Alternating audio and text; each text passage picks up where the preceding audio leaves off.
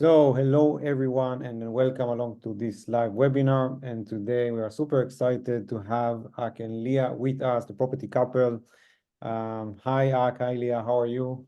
Yeah, very good, thank you. Yeah, Yeah, we're really good. Thank you Thanks so for much for having having us.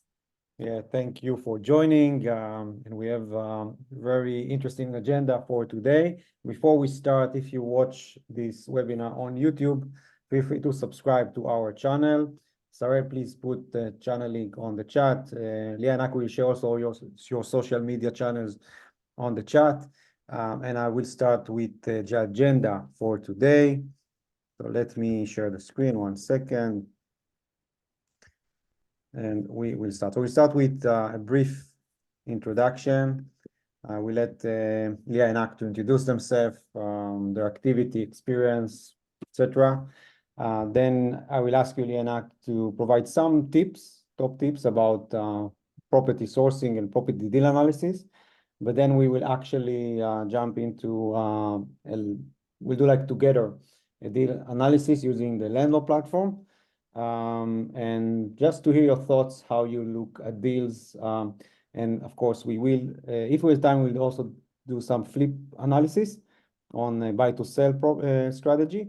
And then we will take some questions and answers. For the attendance, thanks for joining. Feel free to use the chat to introduce yourself if you haven't yet. And if you have questions, just put them on the chat. If it's relevant, we will answer as we go. And if not, we will answer in the end.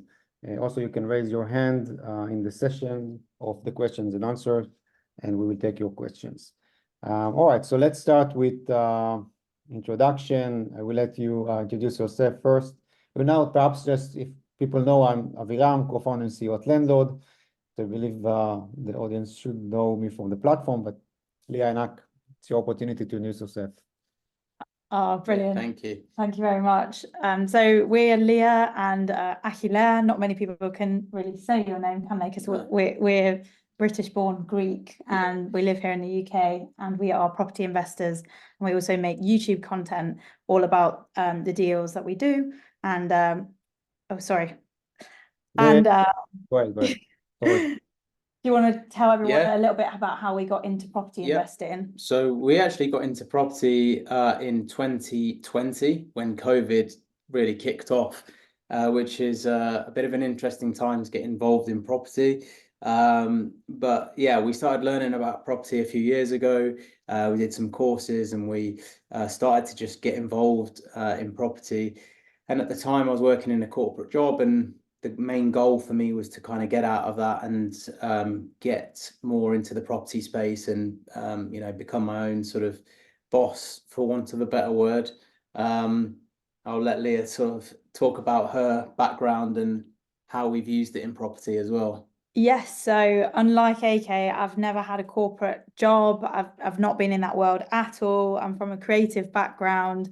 I'm an actor, writer, make comedy films, and I have been a YouTuber as well for 10 years as part of an entertainment channel on YouTube, which I've built up to over 300,000 followers. So I've just come entirely from like a social media entertainment background. So when we started our property business, the idea was that we would try and make enough money for us to replace his income from his corporate job. And for me, it would allow me to carry on doing what I love and not worry so much about doing certain things that would make money online and just doing it for the joy of doing it. So I hope that either the corporate story or like me being a creative might resonate with you if you're watching this.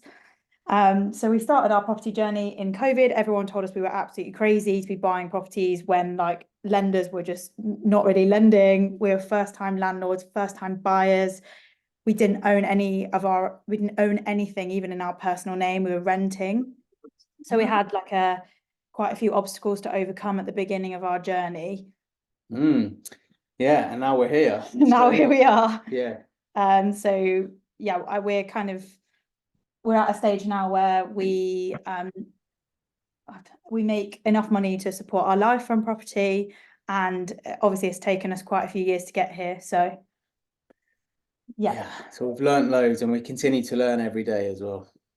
Yeah, so that's a bit about us. Sounds great. Thank you. Thanks, AK. So it's AK, not AK, because I heard Yeah, AK. AK, I call him Atch, but yeah. All right. That's great. So yeah, sounds impressive. It's always great to hear, people that basically start from scratch in property, and it's very interesting to hear your journey. So perhaps we can start with some tips about, even if you can give some examples, how you sourced your first properties, how you realized this is a good opportunity, what you needed to do in order to get those opportunities to start building your buy-to-let portfolio. So Yeah, for sure. So the first thing we tried to figure out was what we really wanted to do in property, because there's tons of different ways you can invest in property. So the first thing we looked at was our main strategy. We operated a HMO strategy to start off with. So the main reason for this is obviously that you can buy the properties and create a lot more rental income from one property as opposed to maybe a buy-to-let property. There's different pros and cons to that. Obviously, it becomes a lot more expensive in terms of maintenance and things, but that's the strategy we decided to go for. So when we were sourcing properties, we were looking specifically with that in mind. So we were looking at buying 3-bedroom properties with the idea of creating a 4-bed property essentially that would allow us to fit that model. Obviously, sourcing properties is one of the questions that a lot of people ask us. How do you go and source properties? Because when we first started to learn how to do it, it can be such a manual process. To kind of go through Rightmove, and it's like a manual thing. And I'm sure we'll come on to obviously the demos at some point, and the power that the Lendlord tool has got to help you really speed that process up as well. But yeah, that's the kind of first thing we worked on, is that strategy piece and being really clear on what strategy you're actually trying to source for, right? Yeah, and then we basically move into what area that should be. So we understand our strategy, we then find our area, and then we can start to look at the type of property, and we call this SAP. That's the kind of flow and the structure that we use to basically source our properties. So we understood that our strategy was HMO. We found an area in the Midlands, for example, that worked. Sorry for jumping in. So when you find like an area, would you choose like the area that like the place that you live nearby, or not necessarily? So when we first started, we were not looking on the doorstep of where we live at all. We were driving for hours every weekend, and we were booking in viewings back to back all day on a Saturday when he was off work. And we were sort of looking within like 1.5 hour radius of our house. And then sometimes we were going even further, like up to Birkenhead, Liverpool. And we were going up there, and it was really far away from where we lived, because we didn't believe that we should use distance as like an obstacle to stop us from finding a deal. And if the deal was right, we would have the right power teams in place eventually.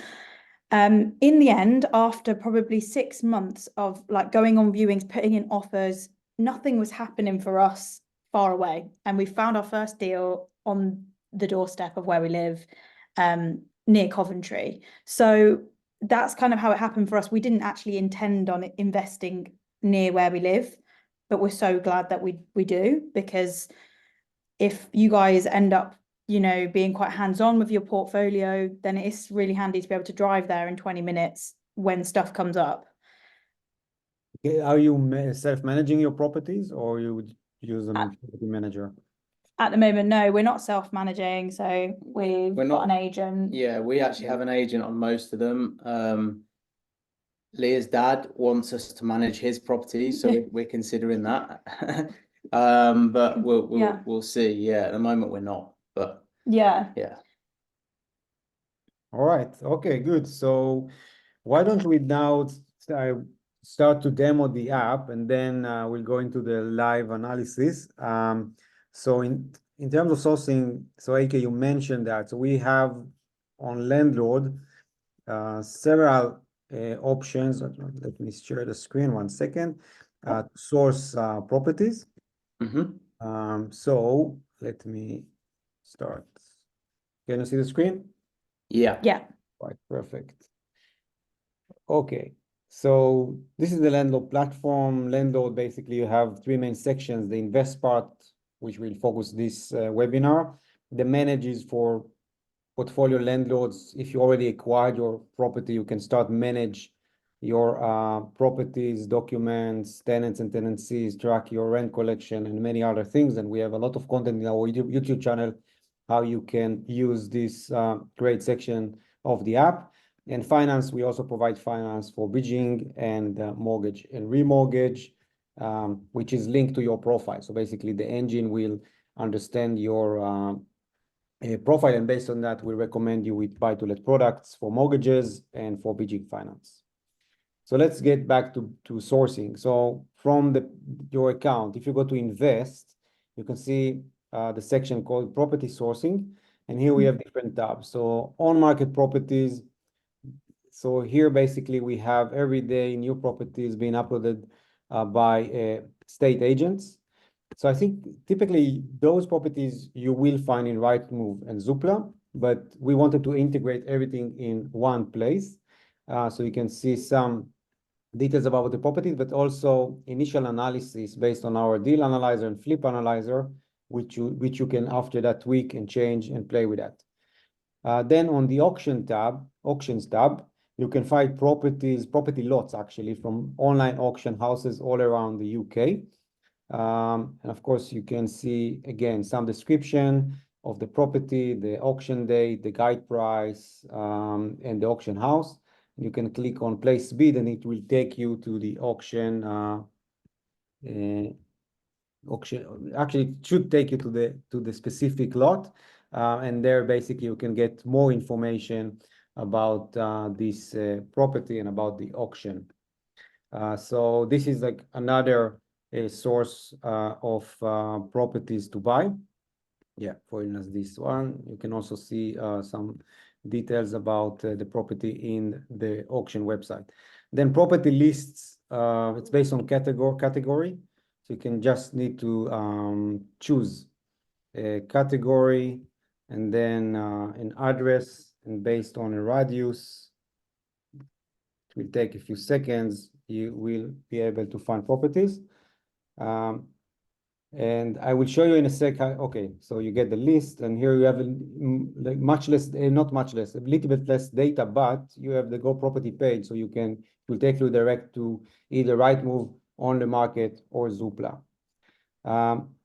And we have also a tab for repossessed properties and also exclusive, which is coming soon. And there basically we want to work with people that can introduce exclusive properties to our user base.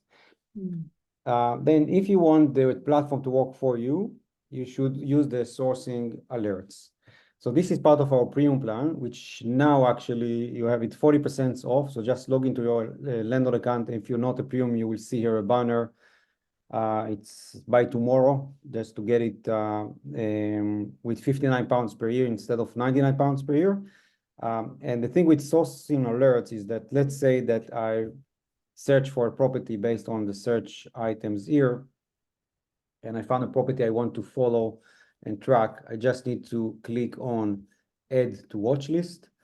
And this is also part of our premium plan. And then I can define sourcing alerts.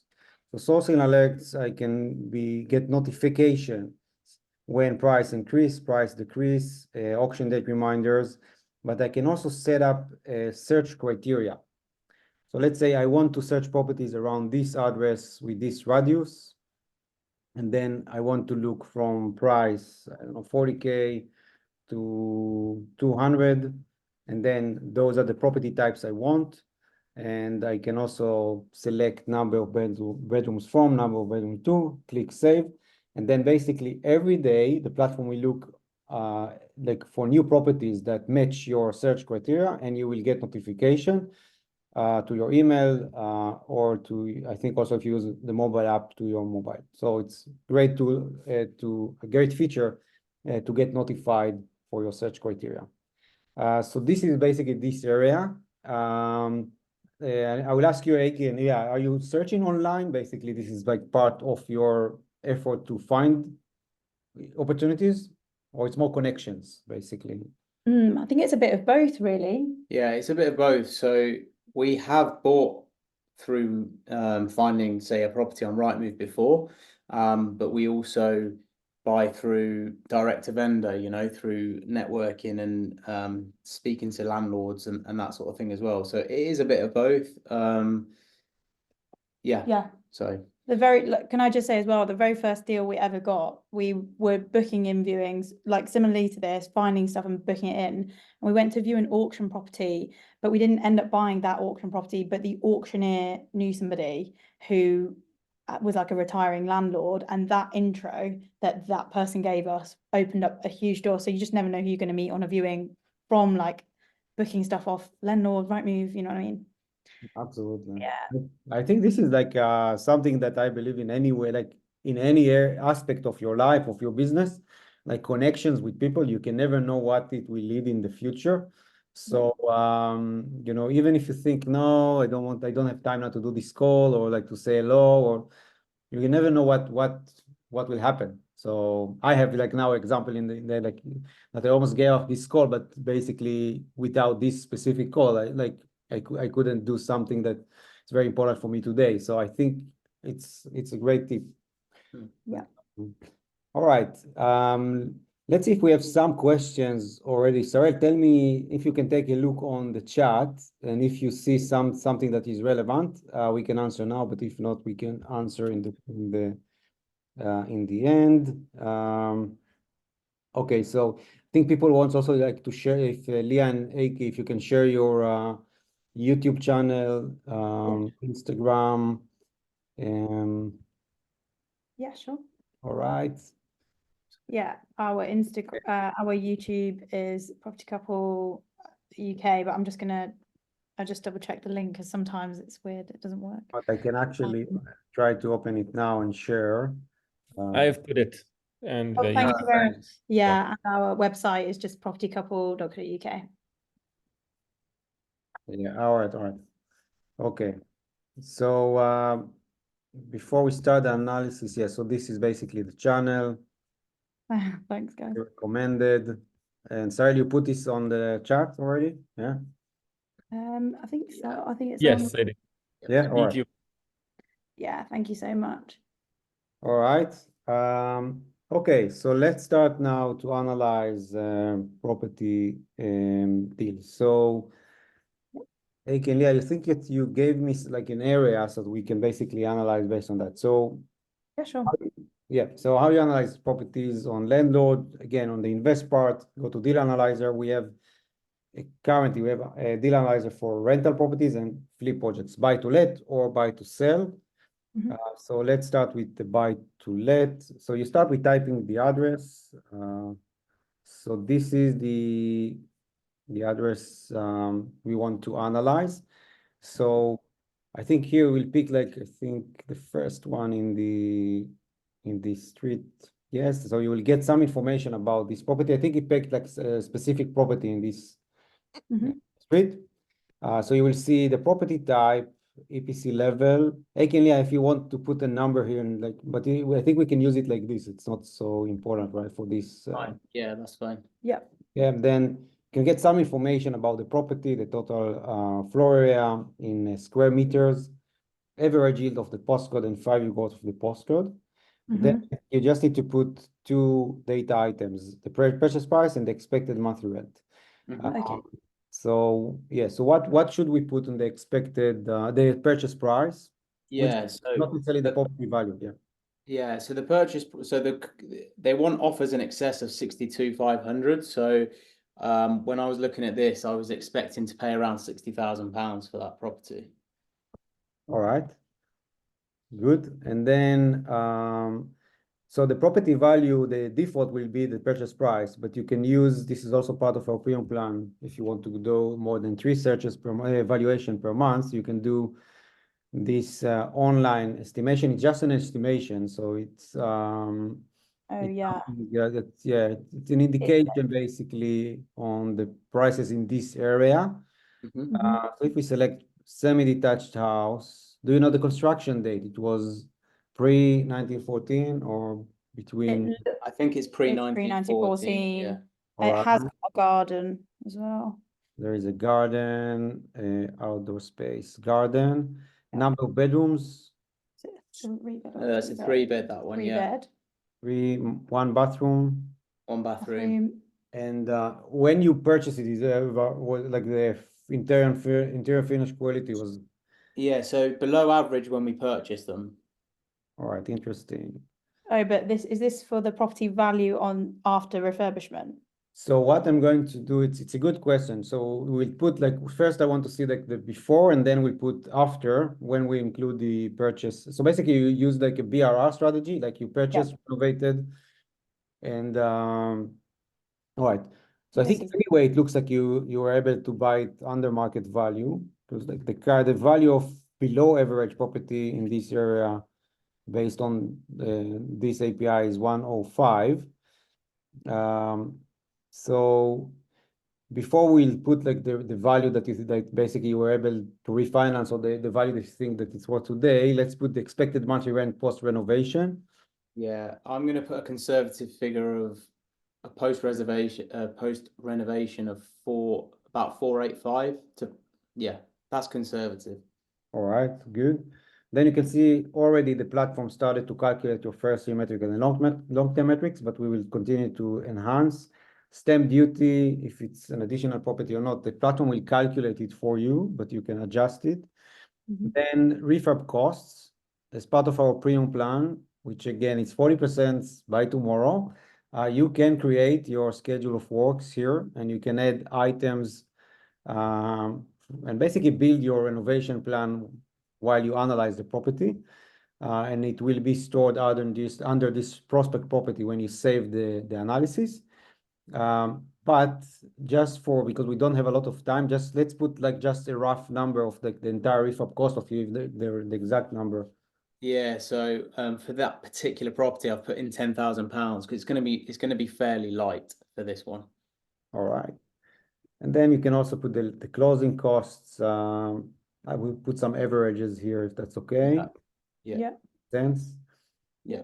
All right. Now, because we basically now do like some kind of a BRR strategy, so you buy refurb and then you by the way, I will ask you took a mortgage after that, a buy-to-let mortgage, you refinanced? Yeah. Yeah. All right. So what was the value that you refinanced the property on? So it was actually 75. 75. All right. So we'll put it already here. And then we'll go to the cash versus loan section. So you were able, I believe, to get loan to value based on the value post renovation. Yeah. So if it's 75%, I believe the loan amount will be 56,250. That makes sense for you? Yep. Yep. All right. You can use our explore your mortgage options, so our digital broker, and you can find live products from lenders on any deal. You can see what are the rates. You can see that the rates were decreased. Sorel, if you can put on the chat the link to schedule a call with our mortgage advisor or apply online. So you can see all the products, but pay attention to the fees as well. So not all the time a low rate will be, in terms of fees, will be also not so expensive, but it really depends. But now it looks quite nice, the rates and the fees. And you can order by, you can play with if it's fixed or not fixed, and if you want to fix it to 2, 3, or 5 years, etc. But just for this use case, let's select the product. Were you able to get something around 4%, or it was back then and it was high threes? Yeah, it was high threes, 3.9, something like that. 3.9? Yeah. Okay. All right. So I think we actually did use one of the lenders we've got there, which was Lendinvest. We've got quite a few mortgages with them. all right. Yeah, great lender. So, and you said it was 3 point 3839, was I think it was about 3.9, Yeah. 3.9. 9. All right, that's Yeah. good. Yeah. Did you add the fees of the loan to the fees to the loan? Do you remember? Usually you do. Yeah, I usually just bake it into the whatever's then deducted. Yeah. So the deal analyzer will take it also into account. All right, and before we go to the results, the monthly operating expenses, so you use manage and engine fee, usually 10%. I don't know how. Yeah, that's right. 10%. Then, of course, you need landlord insurance. You can also get a quote here. Mhm. Depends on if it's lease or fuel, service charge, ground rent. Anything else that you want to add here? Not in maintenance. We always just put a buffer of 10%. So All right, so it would be So, around 30 pounds. yeah. that's fine. Yeah. All right. Okay. So now basically we have the analysis ready. We'll speak about the long-term assumptions. So basically the cash on cash, which is basically the net cash flow, which is 180 pounds every month, 2 quids a year. Yes, makes sense for you? Yeah. Mhm. So basically on your cash, you'll do almost 12% on the first year and 20% IRR. And we will explain IRR basically takes into account the property appreciation over the years based on your assumptions, which we can change. But what I want to show here is basically how much money basically you left in the deal. So even if it's not the accurate number, just for the use case, so the people will see. So basically, all in all, you were like, you need to invest 18K to purchase property that worth now 75K. That makes sense? Yes. Yeah. And again, if you would perhaps invest more, or like you find property that you can do more like refurbishments and then increase more the value, then perhaps you can refinance at a higher level and then get more money back. Yeah. But it's a great yield on the cash invested in this deal. The first year ROI will take into account the property appreciation in the first year. And there are other many metrics that we'll not explain unless you want to say something about the metrics that you will look at when you analyze deal. Lia AK. No, I mean it depends. It depends on the deal. Obviously, if we have investment as well from other investors, then we obviously try to have a more aggressive return on investment. Yeah. If we're investing our own cash, then this can be a little bit more, not as high basically. But there's still plenty of deals out there, and you can find good deals. So I have a question. Like if you look at your strategy for the future, for the long term, you would want to build something that yield every year, or if you see that you have enough profit, you would prefer to sell and then go to the next one. So our initial strategy when we were starting off was to create as much cash flow as possible to make the business as healthy as possible. I think as we grow the portfolio longer, we'll look to release some of that and create pots of cash that will allow us to do bigger deals that allows us to maybe create bigger profits. So the initial goal was to start off by building the foundations and learning the craft and learning the trade and how you find good deals and what constitutes a good deal. And then that will evolve over time. But the primary strategy was to create as much cash flow, net profit per month as possible. That was the first goal. Yeah. And we've got lots of fixed mortgages are expiring in 2026. So ask us again then. All right. Yeah.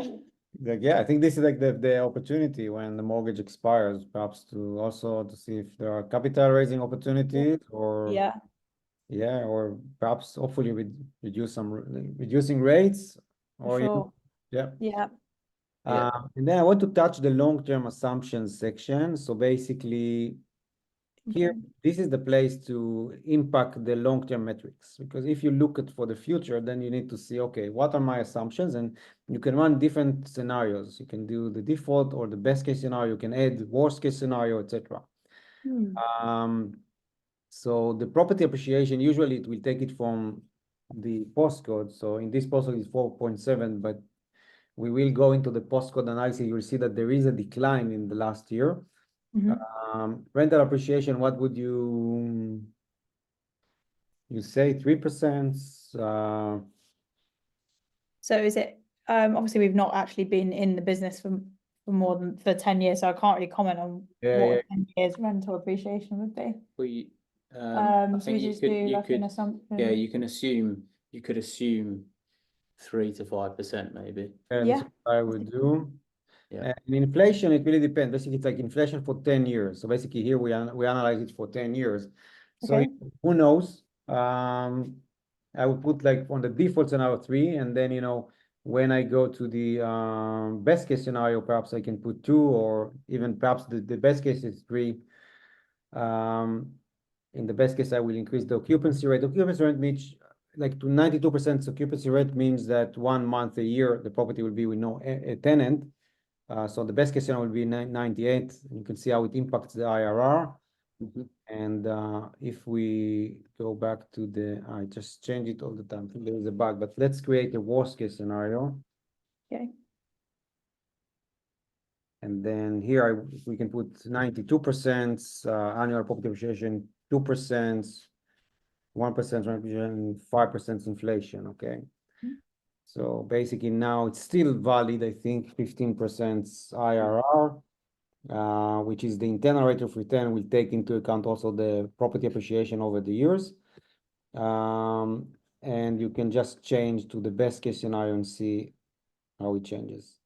Then I would go to the prospect report. The prospect report, you can see summary of the deal. You can see the development of your equity over the years, the development of your cash flow over the years, the holding period breakdown. And you can also generate a PDF report which you can share with others. And this is also part of our premium plan. Sorry if I like a salesperson, but the premium plan is 40% by tomorrow. So this is something that you can do also when you analyze the deal. And something I really highly recommend to do is to go to the postcode info page. Basically, this is the place to get some data and statistics about the area. So first I would go to the Google map. Lia AK, how much you use Google Maps to explore area or something, or like to see? Yeah, I love doing this. All the Yeah. time. Yeah. All the time. Yeah, it's actually. Yeah. We're in a car. I love that we're in a car park in Grimsby. Exactly, yes. I need to place Yeah. it a bit. I don't know why it takes me to the car park. Yeah. Might have to zoom in a bit. Okay, let's try. All right. The Oh, same. another car park. Yeah. All right.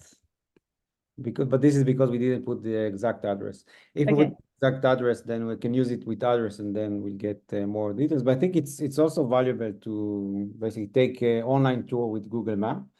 Yep. And then you can see some facts about the area in terms of how many properties now for sale, the average monthly sales. Basically, the monthly turnover will be basically this divided by this, I believe. Then the capital growth over the years. Some statistics about rental in this area. The property asking price is right now based on property type. So you can see how much people want for the properties in this area right now. And you can see also recent sales. Okay, so you can see that in November 2023 was a sale of semi-detached house with a price of 85. So you can see the price, the actual prices in the last year. Yeah. Then some data about council tax, statistics about local crime, schools in the area, some data about demographics in terms of election, commute methods, and age distribution. So this is very powerful, I think, tool just to get information about the postcode that you're buying property in. Yeah, so that's great. And we also did a full breakdown of a 10-bed property that we bought in this area, which we bought last year. And there's a full breakdown of the numbers on our YouTube channel, which you guys are welcome to watch after this. It's fully transparent with all the numbers, turning a former care home into a big HMO. So if anyone's interested in that, you can find that on our channel after this.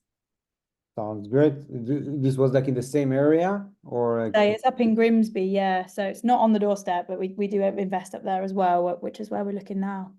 Yeah. All right. Good stuff. So the postcode information page is also like you have three for free, and then if you want more, you need to upgrade to the premium plan. Then I think before we jump to questions, I just want to touch in terms of the finance. So what will be usually your first approach? Like you can use bridging if you do like a BRR and you need to renovate the property, or you can buy in cash, and then once the property is habitable, is ready, you can get a mortgage, a buy-to-let mortgage. What would be like your strategy? We do both. So for something smaller like this, we've done cash. But usually if we're doing quite an extensive refurb, we bridge our way into the deal, so cash and bridging. And then we obviously come out of that and come on to a normal buy-to-let mortgage when we're done. Yeah, makes sense. Yeah. Bridging, I think it's a great tool. I'm biased because we provide bridging finance, but we're helping great. to basically bridge the gap, until you can remortgage your buy-to-let. And I think, but you need to use it wisely. If I go to the flip analyzer, so basically here you can see, so in the deal analyzer, in the flip analyzer, basically we would use the bridging as the loan source. So let's say that I'm going to do 30K refurb. Then I'm going to take 75% bridge loan. It will cost me, I don't know, 1% a month. Then you can see that, and then let's say I would sell it 200, okay? So then if I complete the project after 4 months, then the profit will be 39. But if I take it now further, so you see that is like you need to be more like very efficient in terms of the work, because the loan costs will increase, and also your monthly operating expenses there will be also increased as well. So basically, in bridging, you need to exit on time. So it's very important to be efficient, to be to plan ahead, on to understand, to mitigate risks, etc. Yeah, for sure. Like with bridging for us, it really puts a rocket in place for you to make sure you're holding everybody accountable, because obviously every month it is costing you. However, you don't really see that monthly cost coming out, because anytime we've used a bridge, they've obviously deducted all of the interest up front and then from the loan money. And then when you come off the bridge, that's then reimbursed to you. So yeah, it's quite easy to just let it carry on if the project's running slow, but it's so good if you can get in and out of a deal in 5 months or 4 months. Exactly. Yes. By the way, bridging. Sorry, AK, you wanted to say something? I was just going to say, also, I speak to so many people who don't know that this type of lending exists as well. They don't quite know that you can go. You have to go on a bridge if you're going to do that type of project, and then move over to, say, a buy-to-let. So yeah. Exactly. It's a great tool to start a project. Sorry, my kid. All right. So it's a great way to basically to do a refurbishment. I would say it's like, or if you want to buy an auction and you have like 4 to 6 weeks to complete, those use cases usually will be great for bridging. And Landlord, it's very easy to apply for bridging finance. You just need to answer several questions to get your indicative terms. And then, by the way, we offer something that we don't deduct the interest. So basically, you can add the interest to the loan. The rule is basically, it's quite the same like other lenders, but basically, we just ask to be at 75% by the end of the term. So term of the loan will be basically also determine how much you can borrow on day one, but it's feasible. So basically, you go to 75% by the end of the term, and if you can service the loan month by month, then we can actually go to 75% on day one without deducting the interest. Great. So So yeah, and we also have the dynamic product. So if you can repay the loan early, you will get lower interest rate. Yeah, that's great. So I think it's a benefit. It's also encourage you to complete the project as soon as possible. Yeah. So yeah, so if you want to use our bridging, you can go to the finance, click on bridging finance and start the process, and our team will be in touch, or call this number, or Sarel, if you can put the link to schedule a call. All right, I see we have many questions. We have a couple questions, Avira. Maybe you should scroll up a little bit and start. Okay, and I'll share the links. Yeah, all right, okay. So Lia and AK, do you have like a few more minutes to answer some questions? Because I see that we are all right, perfect. By the way, can you see me? Because now it's like just the picture. Yeah. We can see you small. Ah, That's fine though. Yeah. yeah, all right, but the camera is working. Yes, yeah. All right, perfect. Okay. All right, so let's take some questions. So we have some on the chat. If you want to ask a question, you can also raise your hand and we will let you speak. All right. So I will pick some questions from the chat, Lia and AK, and we can. Yeah, that sounds great. Let me see. Right. You have questions starting from 727, Aviram. Okay. 927? Yeah. All right. Yep. Yeah. Okay. With HMOs, Alex asked, what's your experience with the council licensing process? Is it easy? Do you mainly buy existing HMOs or 3 to 4 beds with the intention of converting them to HMOs and then applying for a license? Can you answer that? Let AK take this Well, one. yeah, we've done both types of HMO, unlicensed and also licensed. But if we're going to talk about the licensed ones, that comes in basically over 4. So when you get to 5 beds. 5 bedrooms or 5 people or more, that's when licensing comes in, and it's relatively straightforward to a point. You know, you contact the council, you tell them that you'd like to apply for a license, and you have to fill out all these forms. Things to consider are making sure that you have building control sign-off certificate and things like that to make sure that you're all compliant. And there's a fee that you have to pay for the year as well, that will, I think, differ depending on the council potentially. But the process is relatively straightforward. The complexity comes in obviously doing the HMO in a compliant way and making sure that you're, you know, fully up to date with the regulations and stuff. Yeah. And to answer the other question, do you mainly buy existing HMOs? We've never bought an existing HMO. We've only ever bought a normal house and then converted it into like the ones around here, 4 beds, 4 bed, 4 bathroom, which in this, you always have to check the local council of the area to find out what the licensing rules are, because the licensing rules are sometimes different council to council. But like as a general rule, once you go over 5 occupants, you do need the license. So even if it's a 4 bed, but you've got a couple in one of the rooms, that means there's 5 tenants. So yeah, just worth double checking that you're not doing anything illegal. Yeah, good point. Marcus asked, do you invest via a limited company? I think it's a good question, I believe, mainly in terms of tax. What is your approach? Yeah, so all of our investments are through our limited company, and then anything that we've bought with other people is through an SPV, which is special purpose vehicle, so a whole entire new company where they are in it as directors as well. So everything, me and AK, is in our own limited company, just me and him. All right. Thanks. Charlene asks, do you only list properties on Lendlord that should be profitable? If you apply a strategy to it, trying to understand why you don't have all the properties in from Rightmove and on Zoopla. It's a good question. We're trying to get all the properties. We're always trying to get more properties and more agents to work with.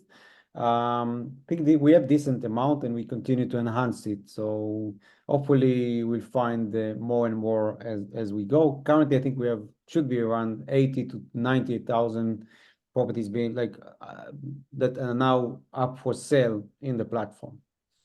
All right. Premium plan is a no-brainer. Thanks, Peter Allen. Landlord is so good and evolving all the time. Thank you very much. And again, premium plan 40%. So perhaps you can put the link of the premium so it will be easier for people to subscribe. Yes, I did. I'll put it up again. Perfect. Okay. Does Landlord pull in property data for Scotland as well, or it's just for England? I think the property information, property data should be in Scotland. In terms of, and like the platform is great for, I think, for landlords in Scotland, but there are some limitations, I think mainly in terms of the finance that we are trying to work on it. And also bridging finance we cannot provide right now in Scotland. But I think to manage your portfolio, to analyze potential deals, all of these available. AK and Jill asks, Nigel, AK and Lia, why did you choose Grimsby? Yeah, to be honest, again, it's really just a combination of things, but it suited the strategy that we were doing and the numbers worked. And for us, we're trying to focus a lot on, look, if the numbers work, detach yourself from, you know, whether you live close to the property or whether you live far, and start to figure out the solutions, because you know, most people, they sort of get to a hurdle where they're scared to invest anywhere apart from where they live. So it's about looking at it from an investment perspective, and if it makes sense from an investment perspective. Also, can I say something? That at the time, you know, so much of our portfolio was concentrated in one area. So I think it's really important that we're not like really exposing ourselves to just certain, you know, there's even streets where they're on the same street, so it just, we need to spread out, diversify a bit. Yeah, that's the word. But just to talk, like yesterday I was actually going through the Lendlord tool on the repossessed properties tab, and it's great because it pulls everything together in one space. And you know, it would take you a while. Yeah, exactly. Like, yeah, look at this. You know, I put in the postcode, started going through there within that and just having a play around. It just pulls in all the data in one place, and you're able to just do everything in one place. It makes it so much easier than trawling through Rightmove, trying to figure it all out and cross-reference to see if there's anything on Zoopla that isn't on Rightmove. And you know, so yeah, that's a really great tool. I really like that one. Yeah, so we just took, we took the repossessed properties like a separate entry in the menu, and yeah, I think it's very useful. And again, if you want, I think this is also part of the premium plan, which you can get in 40%. All right, let's continue. Does Landlord tell you if a property has come back on the market or how many days it's been on the market for? Yes. So you can, on the on-market properties tab, you can see that this label, when this was uploaded to Landlord. So this is what we know. So we know when the property, when we got the property to the platform, and you can use this link here to sort the list. So you can do by price descending or by price ascending, but you can also use this one by days in Landlord. And here you can find the properties. Of course, you can, you know, take less properties and then it will be more effective, but then you can see all the properties that just on our platform, there are many days, and you can see also if there was a price decrease or price increase for this property. All right, so it's also something that you can do. On your first property, okay, I think AK and Lia, it's for you. Okay. If you need to jump, let me know, yeah, because I think that you have many questions, so feel free. Okay. We need to run in about 5 minutes, if that's okay. Yeah, okay. So I think that what we can do on how people can ask you questions, like on Instagram, where is the best place? You know what's great? Just leaving us a comment on our YouTube channel or through our website. We respond to everyone that comes through our website forms as well. So yeah, if you write out any question you have on our website form, we'll get back to you. All right, guys, you heard. So feel free to reach out to Lia and Aiken there. So let's just select, I will try to select like 3 questions that we can cover in 3 minutes. On your first property, how easy was to get a mortgage? As you mentioned, you didn't, you know, you did not have your own property. Also, was it on your name or limited company that you answered already? That's right. Yeah. So the first mortgage was through us as a limited company that had just been set up like a month before, had no history, nothing. So first time buyers, first time landlords, COVID had hit as well. You know what I mean? So we had to provide you just have to give the lender anything they ask for. So they want to see like mortgage history that you've been paying a mortgage. Well, we hadn't. So we sent them 24 months of proof of us paying rent on time every month. Any question they had, we had an incredible broker that found a way for us to get past their steps that they needed.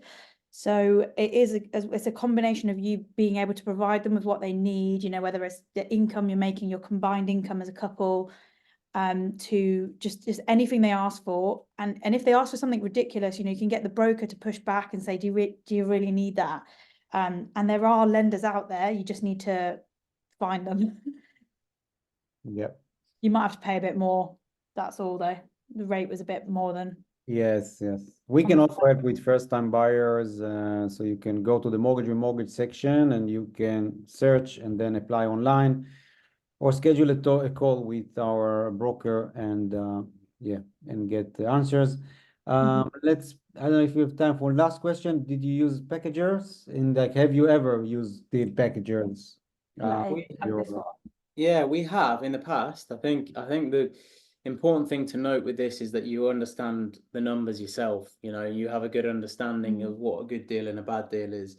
Yeah, so we definitely use them now, and they're very valuable, and I'm really looking forward to seeing this exclusive tab come live, because obviously you know you're going to have some exclusive deals by the sounds of it. So yeah, Stay tuned. Yeah. I'm really looking forward to that. Yeah, I would just be a little bit wary of some deal sources. Like we've been sent deals that you can just find like just a clickable link. Like that's not a deal source. So just be really careful as well. Absolutely. All right. Okay. So so before you go, just I want to thank you thank you very much, Lia and AK. It was very helpful, valuable. I enjoyed, I believe, also the attendance here. And again, if you watch it on YouTube, you should subscribe to Lendlord, also the Property Couple YouTube channel, but also Lendlord channel to get more relevant content. So I'll share the links so you can use the links, and you can also use our just take the opportunity to subscribe to our premium plan, 40% off for £59 only for the entire year by tomorrow. So thank you again, Lia and AK. We'll see you hopefully in the near future, and we will continue to work together, of course. And yeah, thanks. absolutely. Yeah, looking forward to all the updates on the platform coming soon as well. So we'll be looking out for that. But yeah, thank you so much for having us. We really appreciate it. Thank you very much for having us, and thanks everyone for joining us. Yeah, thank you. Thank you. Thanks everyone. Bye-bye. Bye. Bye. Bye. Bye. Bye.